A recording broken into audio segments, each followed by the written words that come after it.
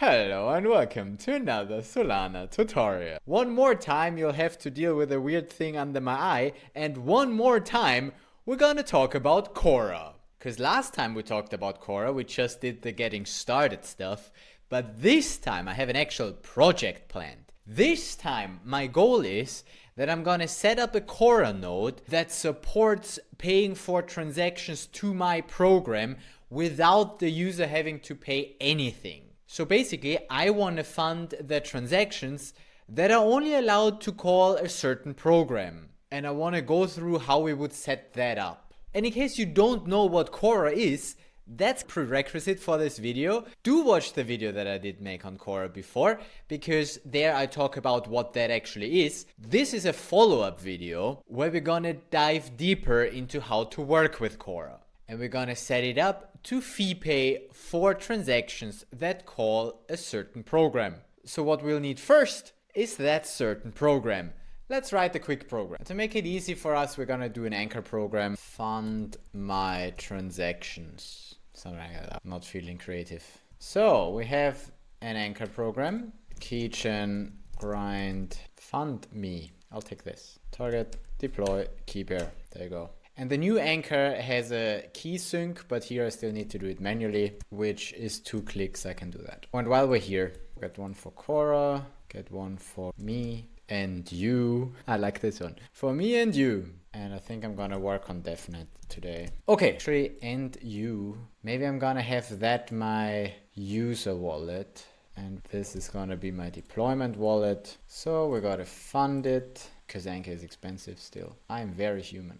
Okay, good. What does the program do? Just log something for now. Basically, this is just a placeholder program where you would have your program functionality. Maybe we'll add some more functionality, but for now it's fine if we just have an instruction that prints a message, whatever. And we anchor build and anchor deploy this. There we go, program deployed. Now for the actual Kora server. I do have the Kora CLI, still have that from last time. So I think all I need is the Kora configs, like we had last time in the getting started example, the Kora toml and the signer toml. I think all I need is those files. Yeah, configuration must be configured with an RPC endpoint, the signers, and the Kora toml. And this thing didn't work last time for me. Maybe I did it wrong. We said we need the Kora toml and the signers toml. So let's get those. And maybe I'm just gonna borrow them from last time. This time I do want a different payment address as well. Pay the Kora service. How about that? So the payment address will be this without JSON. And I have the key for that as the Kora operator. But it's not a hot wallet. I don't need to give the Kora node this key. So we enable the cache. We enable all of those methods. Yes. Maximum allowed lamperts like last time. Why not? Maximum signatures 10. Okay. Now the price source mock. This we need to figure out how we can change the price. And for allowed programs, here I don't allow any of those. I mean, it's difficult because I would like the compute budget and the memo program. I should allow those. But I don't want to fund transactions that just use the memo program and the compute budget program. Really what I would like to have is my program must be used. So that's our program that we fund. But I don't want to allow people to do transfer tokens with my Kora service because I don't want to pay for that. I don't want people to be able to do that. And I don't think there is a possibility for me to say I must have this program. The only way is to not allow other programs. But I do want to allow the compute budget program, and fine, if you want to send a memo on my cost, do it. But I'm not going to allow any tokens. And here it also gets interesting. How am I going to get paid? I don't know. I also don't block any accounts. So we'll need to see about that, how we can set the price to 0 or not require any payment. That's the entire goal for today. How do we set this up? And then we've already disallowed the system program things. We will not allow it to And maybe I will need to add the system program back into my allowed list again, and I will just not allow it to do any of those things. I can also here just not allow transfers and burns and the proofs and everything, and then it's fine, and I can keep the token program in my list. The same for token 2022. I just don't allow that program to do anything. Okay. There we go. The validation price. Type margin. There is free. I could have a fixed. That's interesting. Hold on, there must be docs on this. Because that looks like either I don't take anything and I just do it for free. Margin means, I guess, something like a number of percent of how much I have to pay for it. So in this case, I would just take 10% of what it costs me or something like that. Is that what it says? I don't think so. Wait, there must be something else. Or fixed is probably a fixed cost per transaction. But there must be docs on this. Can I search for docs? Or maybe it's here in the TOML payment destination address. Free pricing models. That's all the docs I find. Fees reference. There. To estimate fees, Kora calculates the total cost for executing transactions on Solana, including network fees, account creation costs, and optional payment processing fees. Price model free sponsors all transaction fees. You don't have to pay anything. That's what I want to do for today. I want to allow my users, if they're using my program, to fully fund that. Fixed charges a fixed amount, regardless of network fees, and margin, adds a percentage margin to total fees. So margin, if I say margin 0, then that would mean that it just directly one-to-one covers my cost. But I want to have some margin for the risk, the conversion cost basically, or the risk of the asset that I'm getting fluctuating a bit. So a 10% margin like we have here seems fair if we add that. If I would add 100% margin, that I would ask for twice as much as it costs me, which, would be also fair enough, but that's what that means, that margin. Okay, cool. It uses the following generalized formula: the base fee, the account creation fee, Kora signature fee. What's a Kora signature fee? All right, let's look here. The base fee is the transaction fee. That's the 5k lamperts per signature. Account creation fee, when a transaction creates ATAs, for instance. Kora signature fee, that's an additional fee when Kora signs as a non-participant fee payer. That uses Solana's. So the base fee is not the actual base fee that I was thinking about. That's the entire transaction fee. So that's the base fee plus priority is what that thing says. Okay, anyway. Fee payer overflow, sum of system transfers from fee payer. If from the fee payer I transfer some SOL, create account or something. Payment instruction fee is 50 lamperts. Wow, that's expensive. No, it's not. Estimated cost of priority fees to add a payment instruction for Gasless transactions. When a payment is required but not included in a transaction. That's why we add this. Okay. And then transaction fee or transfer fee. If it's a token 2022 mint that has a transfer fee. Okay. Interesting. If I'm getting paid in a token that has a transfer fee, then that fee is added as well. Which makes sense because doing a transfer costs extra, or we lose something of the token. But that's very specific to token 2022, only for mints with transfer fee. And margin adjustment, Kora's pricing model, configured margin, can add markup as a percent of total fee. Yeah, that's what we specify if we use margin. And that's how the total fee is calculated if we use that. And so that's how it is calculated if we use margin. Margin is best for production deployments, where fees should reflect actual cost. Fixed pricing, simplified UX, and free pricing for promotional campaigns, testing, or full sponsored applications. I want to have a full sponsored application. I want to have a service where you can call my program for free. I pay for it on DevNet. Yeah, that's why I have this. Critical. The fixed or free pricing models do not include fee payer outflow in the charged amount. This creates a significant security risk if not properly configured. If a fee payer policy allows transfers or other outflow operations, attackers can exploit this to drain your fee payer account. Yes, and even if I disallow that, they can still drain my wallet by just having me pay their transactions. That's why we have rate limits as well, but still, we gotta trust that nobody exploits this. Or add some pricing. When using fixed free pricing, you must configure restrictive fee payer policies to block all monetary and authority changing operations. like we already did. We disallowed all of that.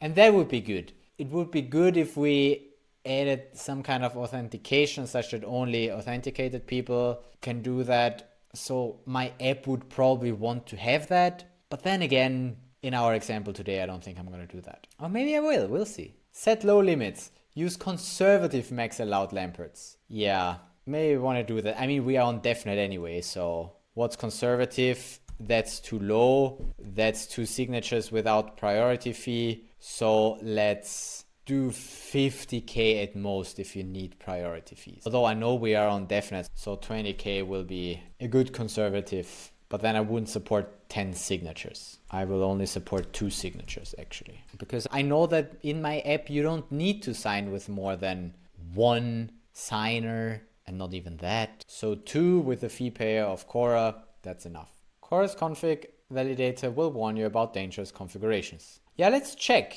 We are done here anyway, right? We said, oh no, we're not done here. Let's first finish the configuration. So we said we want it free. So we don't need to specify margin. I could block extensions for token 2022, but I'm not using token 2022 anyway, so I can block mint or account extensions. Oh, that's nice. And then usage limit.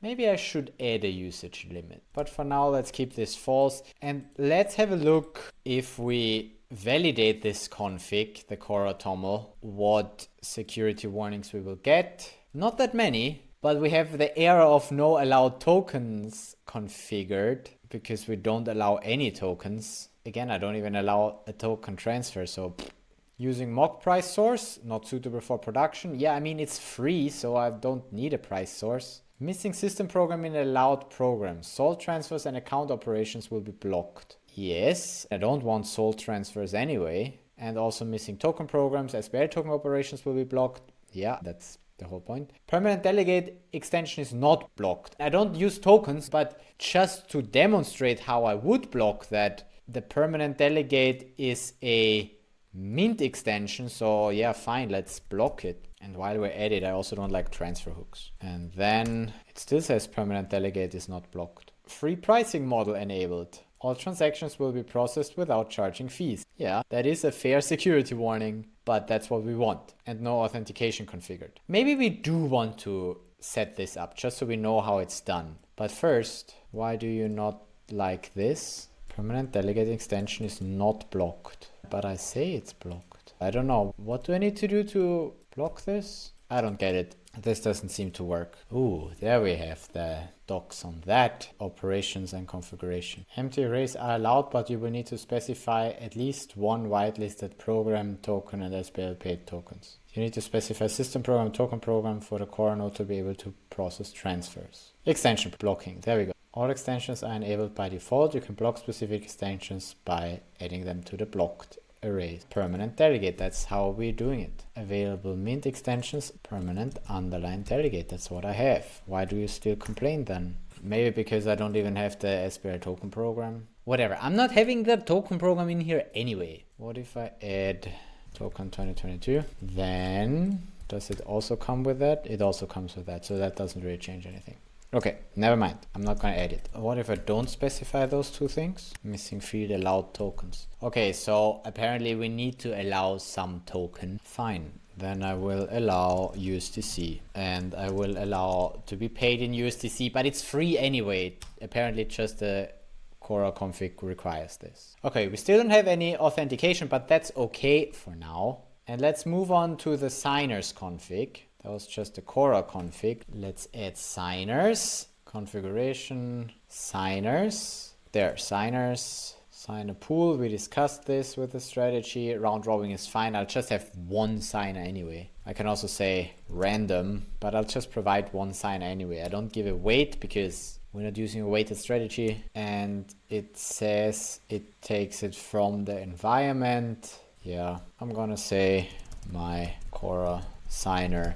And then I just create an environment file where my Kora signer is with a path to the signer. And I'll have that here. I'm going to copy that to my Kora server. And then I'll just write that here. and my Kora server should have access to that. In a production environment, you would maybe put the secret here or something like that. You basically want to make sure that it's not easily accessed, this key, but for my purposes, this is just fine, and that will do. So let's validate this one more time with the signers config.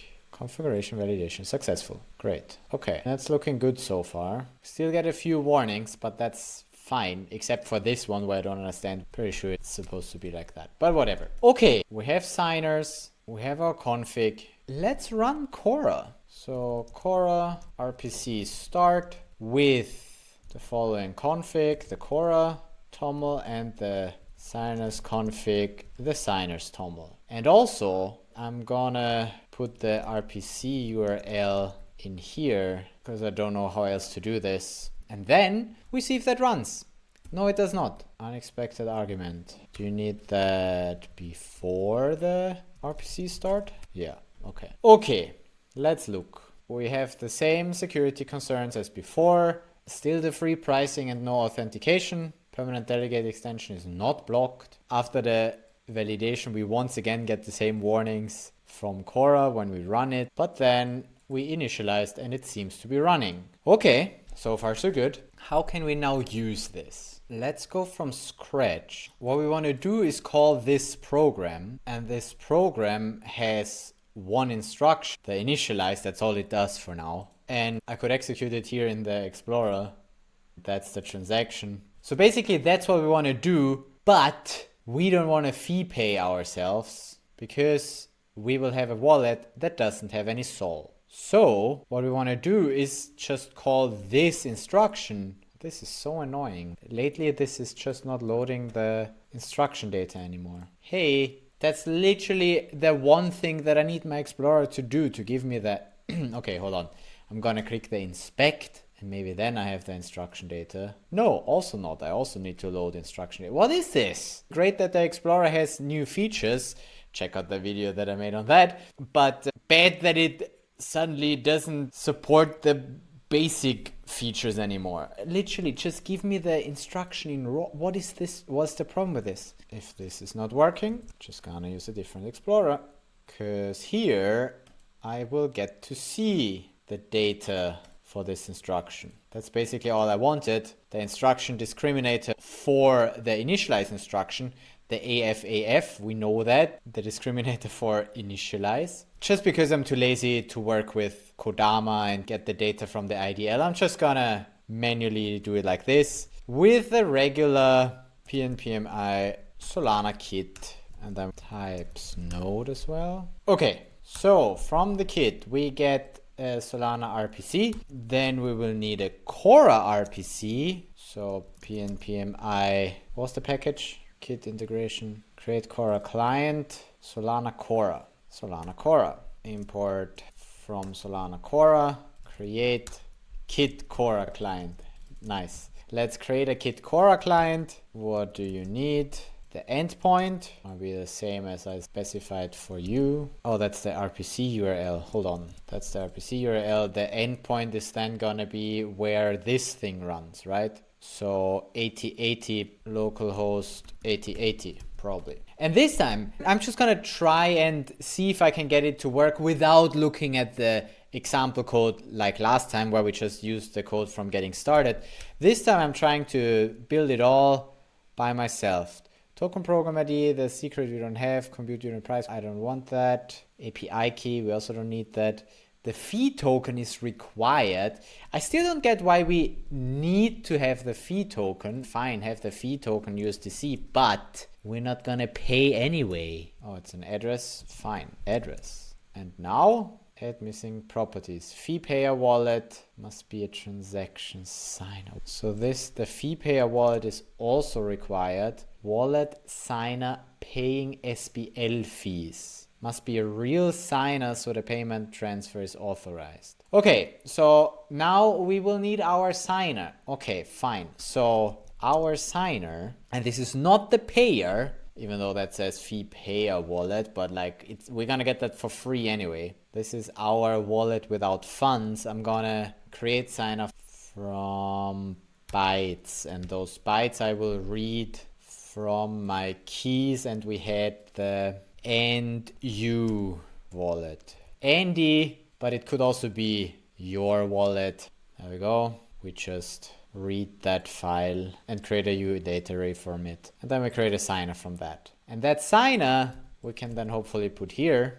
Nope. Oh, we need to await this. Then we can put it here. Perfect. Good. We have our signer, we have the RPC, we have Kora. Now it is time to create this transaction with this one instruction to our program. So that will be the address of this fund me program. Doesn't need any accounts, but does need data actually, because we want to call the initialize instruction, and I used an anchor program for whatever reason. So now we will need this data that the Explorer doesn't give us still. So fine, we copy it from here, and here we need to get a base 16 codec and encode that. There we go. That's just gonna get me the bytes for the instruction discriminator, the 8 bytes to call the initialize instruction. And then we create a transaction as we would. Okay, add all missing imports. So long story short, we are getting the block hash.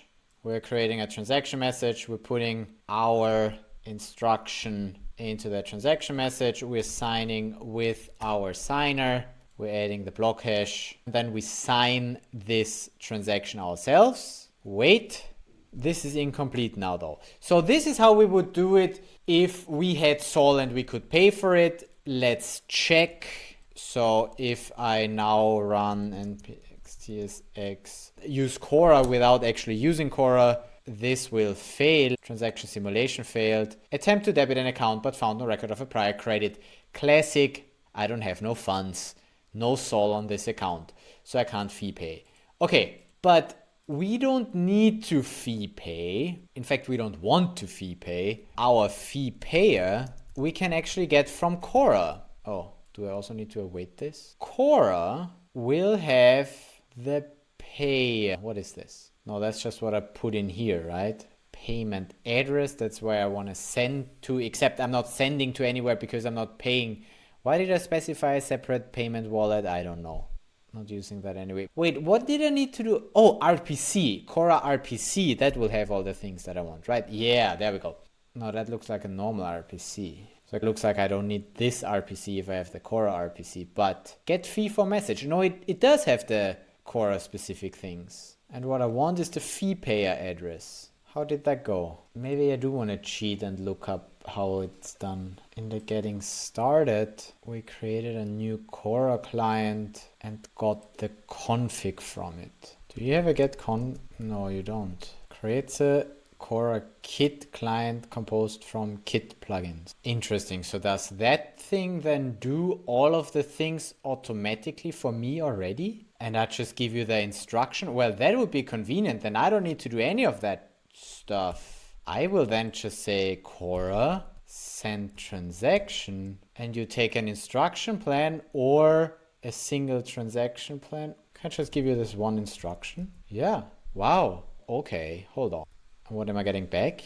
A promise for a successful single transaction plan result. Cool. Transaction plans. If you don't know what that is, I made a video on transaction plans. Check it out. Very interesting thing with the kit. So we don't need this RPC at all. We just use the Kora, create kit Kora client, and then it behaves like an RPC, and we can literally send transaction with this.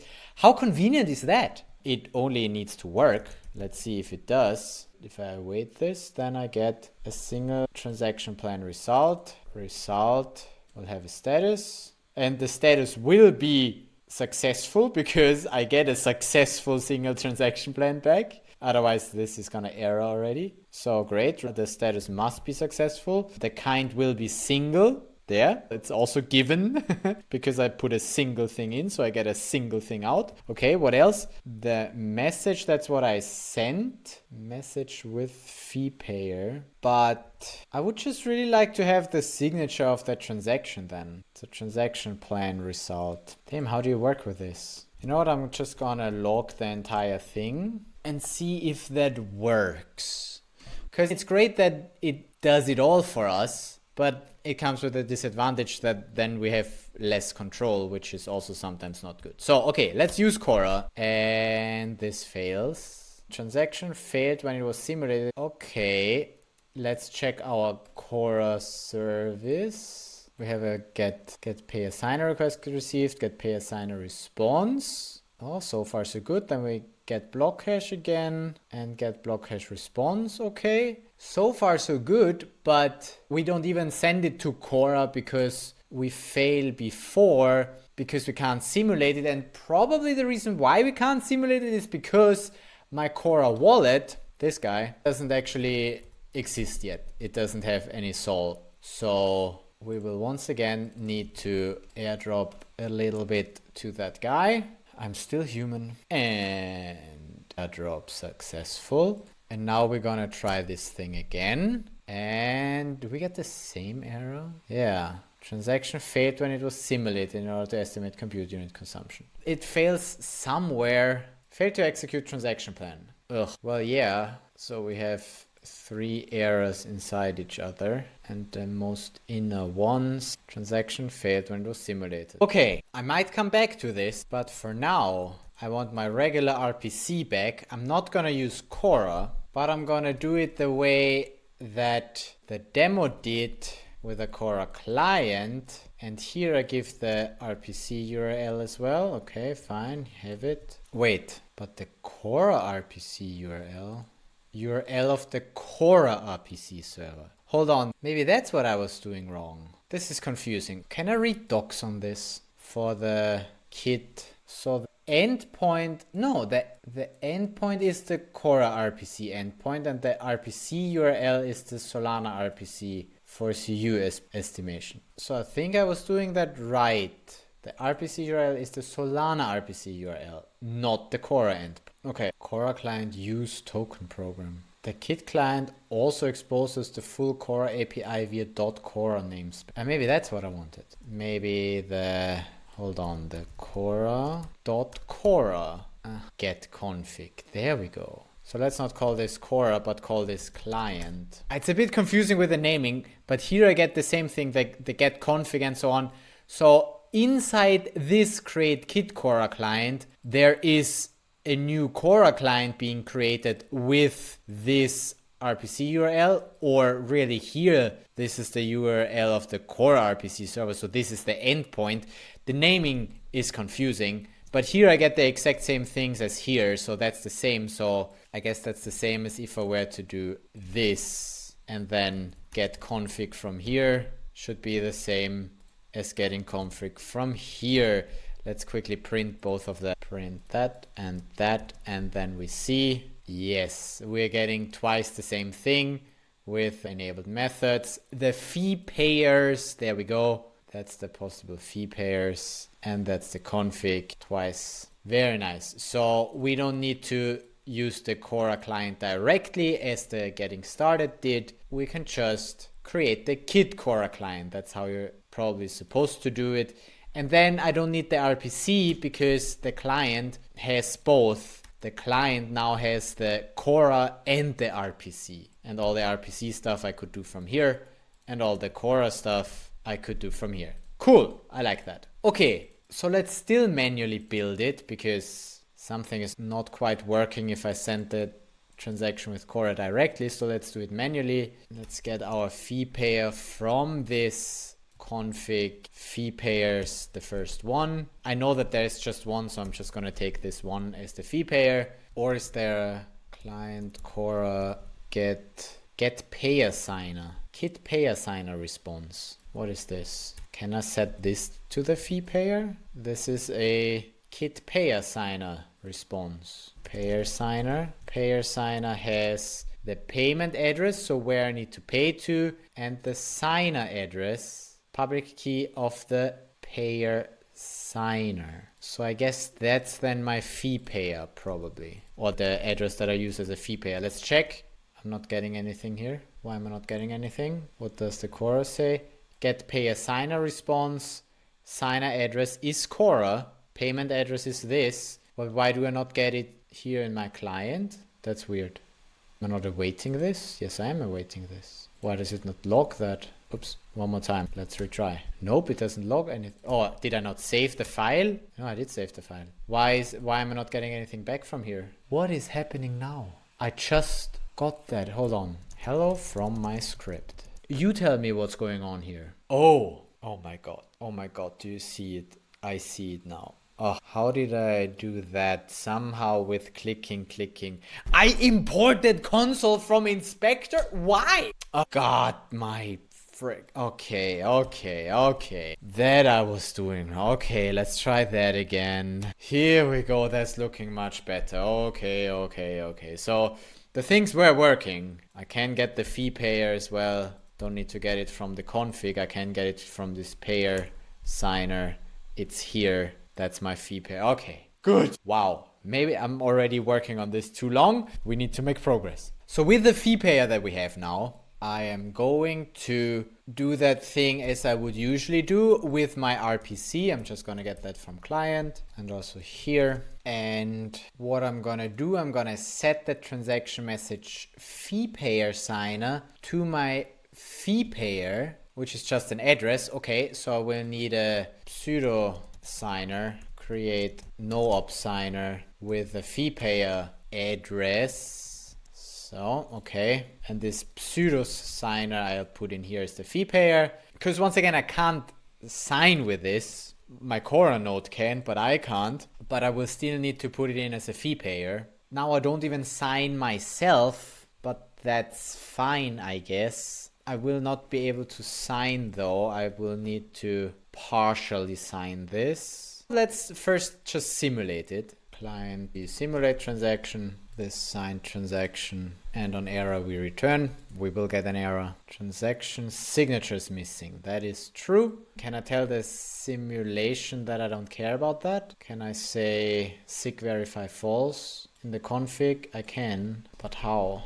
Will that do? Transaction signature is missing. They're still missing. I don't verify them, but they're still missing. Is there a simulate transaction message? Transaction missing signatures for address. Yeah, that's true. I can't sign for this one. Wait. Oh, I'm not even getting here, I think. I think I'm failing here because I tried to sign, but I can't. Hold on. I need to partially sign here. I need to partially sign transaction message with signers. In this case... Hey, then I can at least simulate it. Okay, good. So I can simulate the initialize. This transaction was paid for with Kora. Right. Not yet, but we're getting there. We don't have an error, so actually that worked. But then we get a Solana error from JSON RPC. Transaction simulation failed. Transaction didn't pass signature verification because if we don't have an error and we send the transaction, there again we do need to do the sig verify, which we skipped here. If I keep that to true, then it would give me signature failure. Okay, great. So this is working. I love it. Okay, but at least it looks like we could simulate that. So that's not the issue. The instruction here is not the issue. So now we just need to not send this with our RPC, but send it with Kora. So instead, we await the client Kora, spelled with a K, dot sign and send transaction. And the request is a sign and send transaction request that takes the transaction. Oh, you just take the message? I need docs for this, please. Or I'm gonna check the full demo how we did it there. Signed transaction was a base 64 encoded wire transaction. That's probably what we need. Okay, so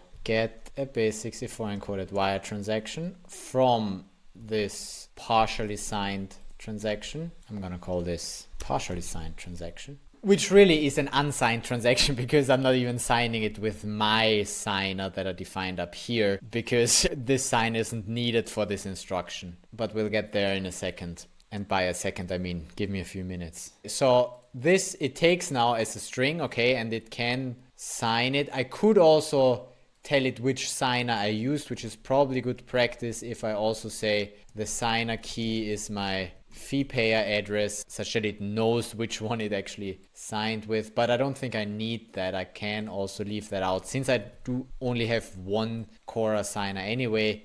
Let's see. Log done. Let's see if we get there. Nope. Cannot read properties of undefined length. So the simulation checks out, but then you're trying to get a signature. Well, I'm just gonna add this just in case that is what is missing here, but I don't think that's the case now. Nope. It doesn't have the signature because, yeah, I didn't add the signature, but I thought the sign and send will sign and send this, but maybe not. Kit sign and send. Hold on. At my Kora, if we scroll down, sign and send transaction response. Okay. And it does give me the signed transaction though. Look, I'm getting the unsigned transaction and I'm returning as the Kora node the signed transaction. But then it still somehow doesn't manage to send this. Okay, hold on. Somehow it's still messing something up. Okay, fine. Well, let's try and just get the signature. Let's just do signed transaction. I'll send it myself. So the signed transaction request, as before, will have the transaction and the key. So I'll do this there. So the transaction is that and the fee pair is that. I await this and I get a response. Kit signed transaction response, and this response will have the signed transaction, which is a base 64 encoded wire transaction. You know what? Can I simulate this one again then? I'll skip the simulation up there. And this time I require a sig verify. Let's see. Yeah, simulation is okay. I can simulate this, and apparently that transaction that we're getting back also has the signatures present because we said it should sig verify. Okay, well then let's send this. Let's do it the way we usually do it with the regular RPC send transaction, and this time we don't need to get a base 64 encoded wire transaction because it's already here, our fully signed transaction. And now with the fully signed transaction here, let's say transaction sent, and also I can log now the get signature from the transaction, because now that we have the signature of the fee payer, we can log the fee payer signature. But for that, we need the fully signed transaction. Oh, that's message bytes. What does that give me? Oh, you give me a signature. Okay, wait, I can just get this. This gives me back a signature anyway, so I'll just log this. Okay, and drum roll, please. There we go, transaction sent. Look, we have a transaction where the Kora service, so my Kora node signed for this, it paid for this, and it just calls this program the initialize instruction. And I can't load instruction data because Explorer is being annoying right now. And this transaction was actually paid for with Kora.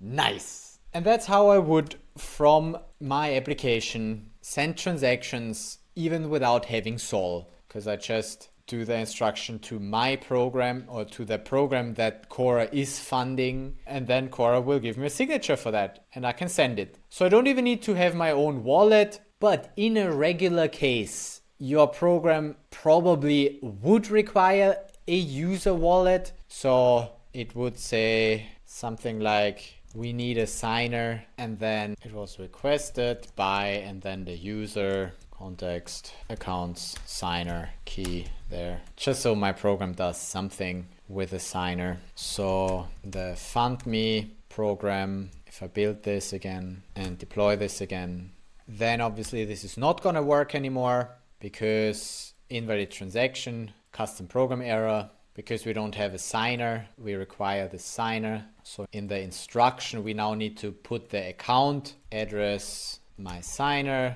address, and the role will be a read-only signer. And with that signer, we put it in, and then we also partially sign. Now that partially sign makes sense, because at that partially sign, we put in the second signature, so the signature of our wallet, and it's still failing. Okay, although the simulation was okay there and you was requesting it, but transaction simulation failed here because transaction did not pass signature verification. Oh wait, I'm not signing with mine. I'm getting the signature from the Kora one, but my signature is still zeros. The partially signed transaction, oh, because I'm setting it here as a read-only signer, but this instruction still doesn't understand that it requires a signer. So I need to do, what was it? Add signer to instruction, the signer to this instruction, and then I add the instruction with signer down here,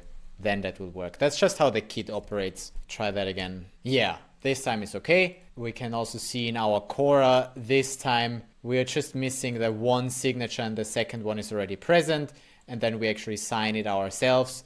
And if we look at this transaction in the Explorer, then we see that Kora still paid. It's now paying a bit more because we have two signatures, and the other guy, Andy or you, still signed because the instruction required that, but it doesn't need to have any SOL. This account does not need to be funded. It doesn't need to own any tokens. It can just be a clean wallet, and this will still work because my Kora node will pay for that transactions. Nice. So we managed to do the thing that we wanted to do for today, but I'm still not done because I still want to figure out why this thing isn't working. So if I manually do it, if I manually just get the payer added as a fee payer, and then I sign the transaction with Kora, then that all works. And then I manually send it with my RPC. But first of all, why does the sign and send not work? And secondly, why does the Kora send transaction thing not work? Because the Kora send transaction, that thing should basically do the same thing. So my client, if I just say send transaction and I give it the instruction, invalid account data for instruction. Let's see. Solana Foundation Kora, TypeScript SDK, source, kit. There, the create kit Kora client internally creates this kit Kora client, which is so weird that here the RPC URL is the .endpoint. The naming is weird, but it's okay. Because the real RPC URL that I provided here in this config is used here.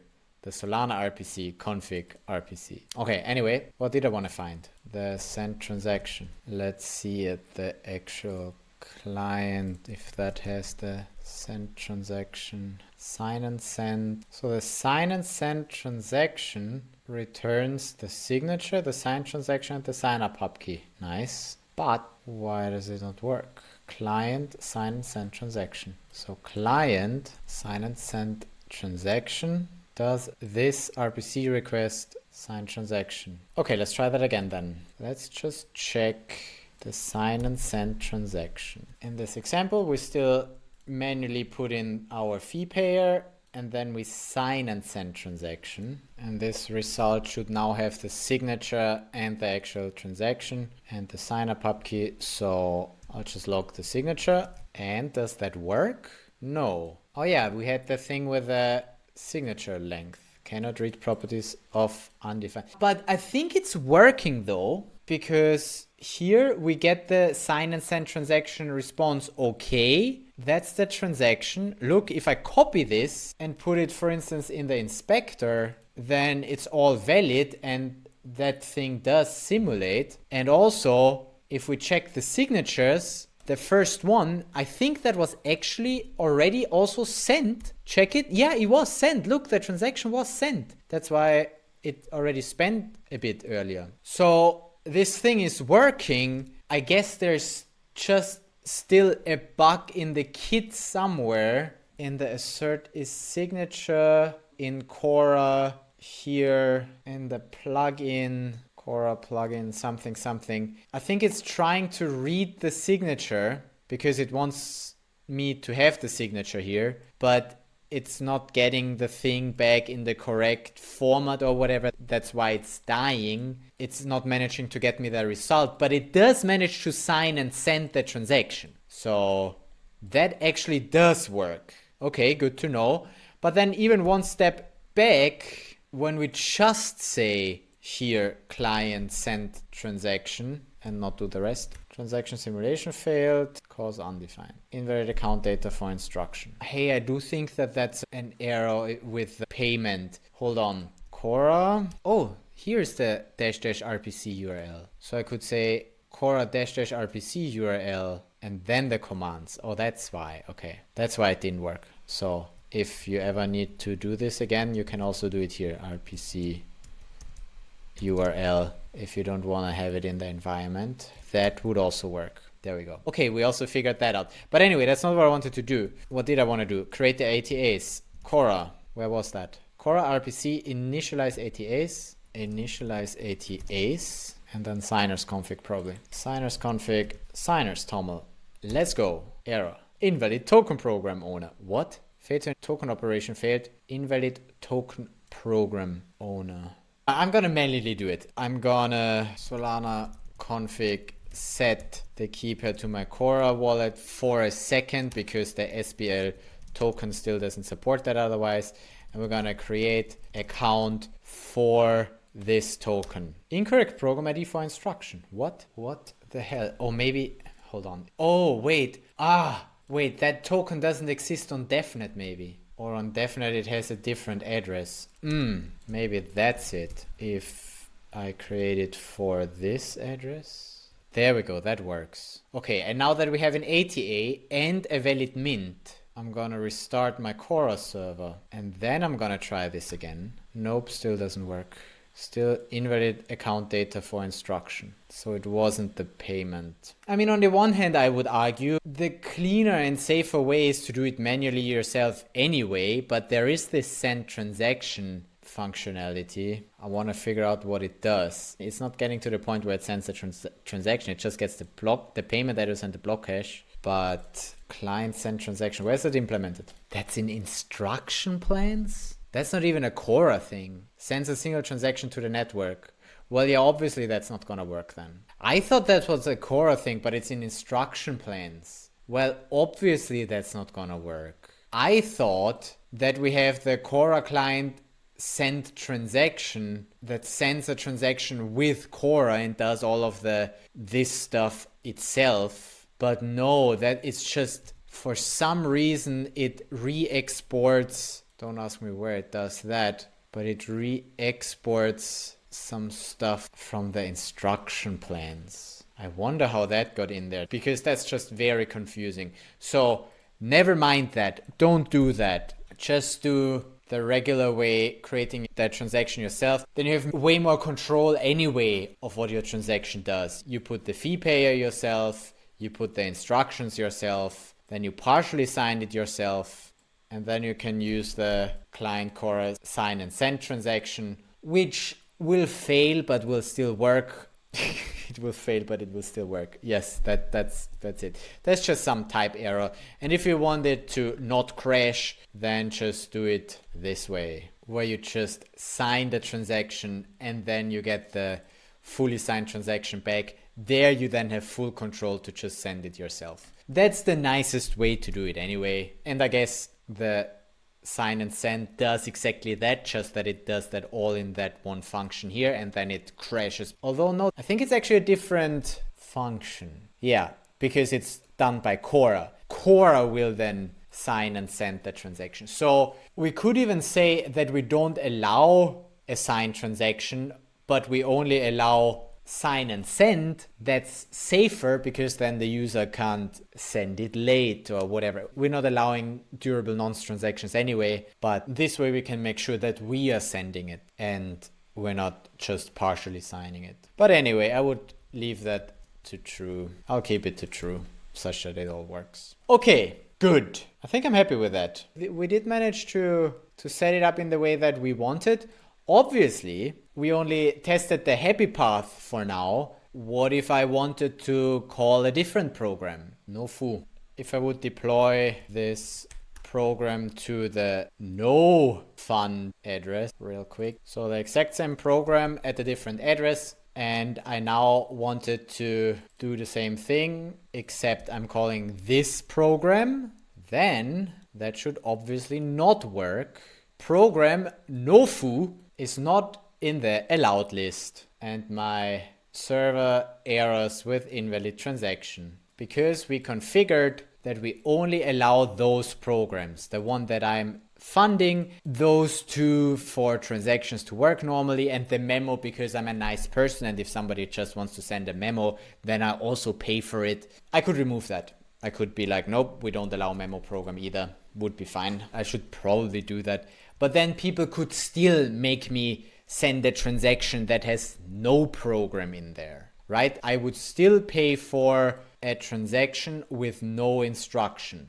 Is that correct? If I send an empty transaction, oh no, transaction contains no instructions. Who complains here? Oh, Kora complains if the transaction contains no instructions. That's good, because that way you can't just drain me by making me pay for transactions without instructions. That's cool. Okay, so that's good actually. I like that. Because then I just don't allow anything. Well, I still need to allow the compute budget program though. Even if I know I don't need address lookup tables, but the compute budget program would be good. Let's see how smart Kora is. And one last thing, I'm done soon. I'm restarting this. And then my only instruction will be a Solana program compute budget get set compute unit limit, for instance. So my CU limit instruction, I set it to, how many did we need? 375 for those. So let's say 1,000. And then that will be my only instruction. Do you think Kora will let me do that?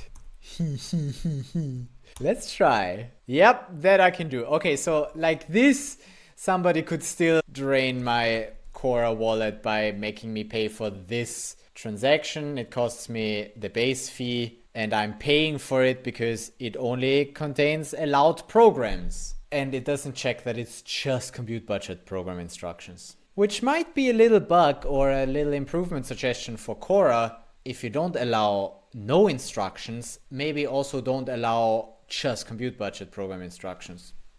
Because then it would be safer for me to use the free one, because I need to have an instruction to a program, and that's the only program I allow. I can also say I don't allow the compute budget program, but then you can't use priority fees. Then, if I restart the server now, then it wouldn't send this because compute budget program is not allowed. Program compute budget is not in the allowed list, so it wouldn't sign that, but therefore I could also not send a transaction to my program if I also want to use the compute budget program, because still compute budget program. Wait, no, transaction simulation failed. Hold on. I probably need more computes because I'm adding a signer, so it does signer checks. Let's see quickly in the inspector. If I simulate that, yeah.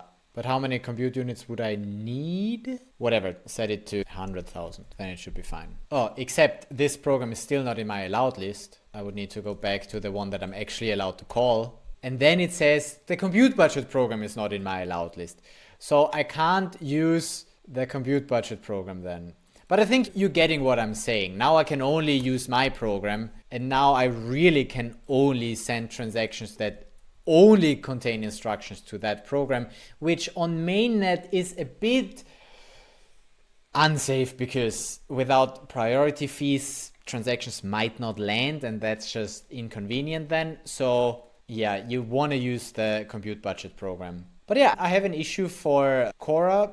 Maybe as a feature, don't allow just compute budget program instructions. But also in a normal production environment, you would let the people pay for the transactions. But yeah, it's also a use case that I want to pay for them, that they don't need to have any tokens or anything. I just pay for those simple transactions to my program that really doesn't do anything anyway, but your program could, right?